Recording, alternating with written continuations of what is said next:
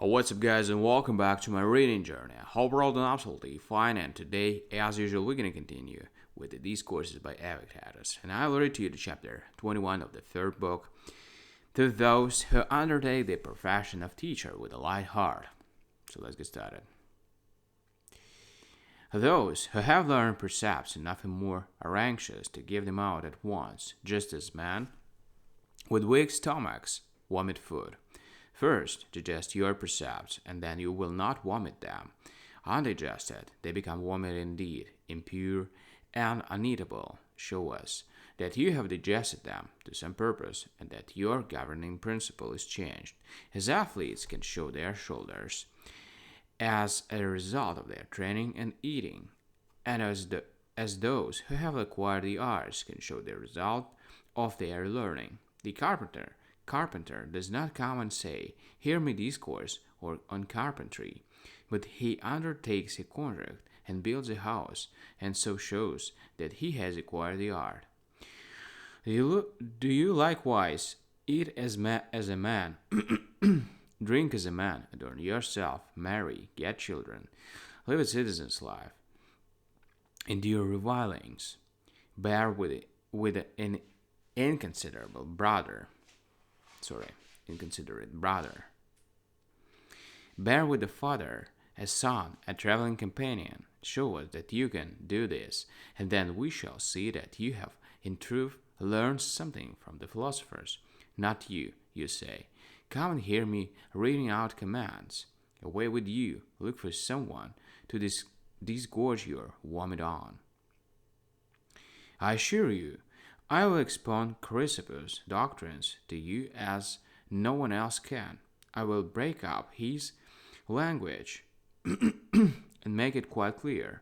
I will add, it may be, a touch of Antipater's or Archidemus' verve. Archidemus' verve. What? Is it for this that young men are to leave their countries and their parents, that they may come and hear you expounding pretty points of language?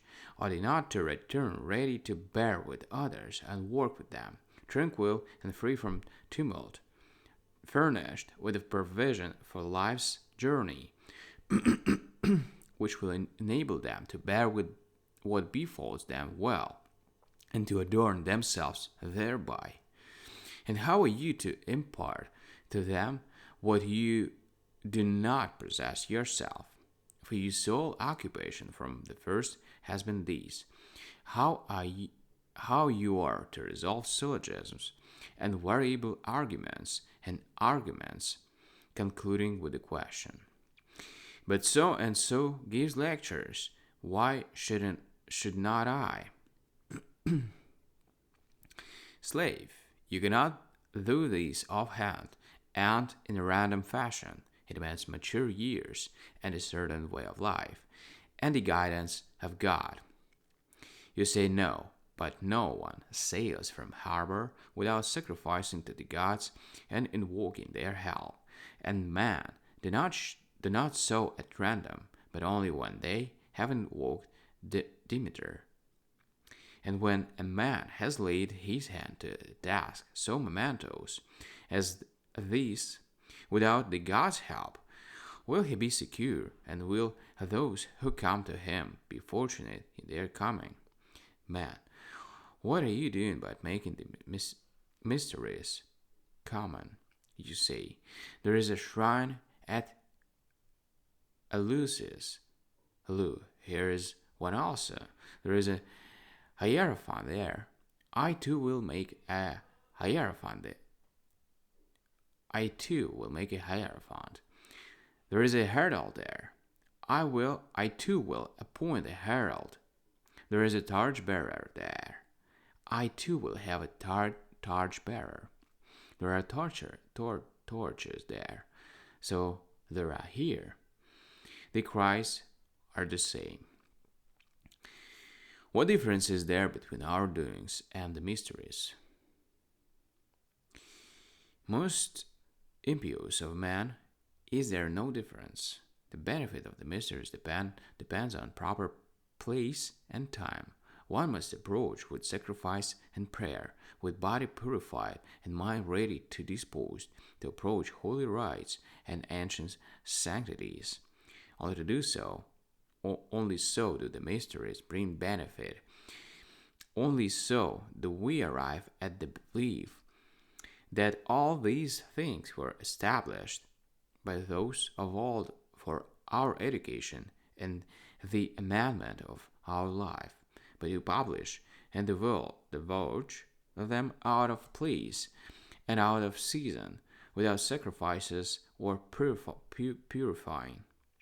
You have not the dress which the hierophant should have, not the proper hair, nor the fillet.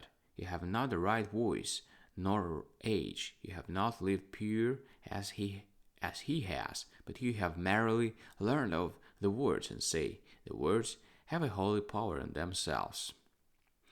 You must approach the task in another fashion. It is momentous and full of mystery, not a chance gift which anyone can command. The care of the young demands, it may be, more than wisdom. Yes, by Zeus, one must have a certain readiness and special fitness, and a certain habit of body, and above all the counsel of God, advising one to discharge this duty, as he counseled Socrates to examine man, and Diogenes to rebuke man in royal fashion, and Zeno to instruct and lay down precepts. You open the doctor's consulting room with nothing but some drugs, without ever taking the trouble to acquire knowledge of when or how they are applied. See, that's his remedy. I solve. You say, I have that too. Have you also the faculty of using it? Do you know when and how and to whom it will do good? Why then do you play at hazard with matters of highest moment? Why are you reckless? Why do you take in hand a task unsuited to your powers? Leave it to those who can do it, and to do it with distinction. Do not bring disgrace upon philosophy by your personal act, nor join those who disparage the profession. But if the study of precepts really attracts you, sit quietly and turn them over in your mind, but never call yourself a philosopher, nor allow anyone else to do so, but say, he's in error. I'm unchanged. My will, my impulses, my assent are what they were, and, in a word, I have not advanced from my position, but deal with impressions as before. So think, so speak about yourself, if you would think aright, but if this is beyond you, then play at hazard and do as you are doing, for you will be acting in character. Alright, guys, so thank you for joining today on this video. We gonna continue as usual, but tomorrow. Thank you, see you, and bye.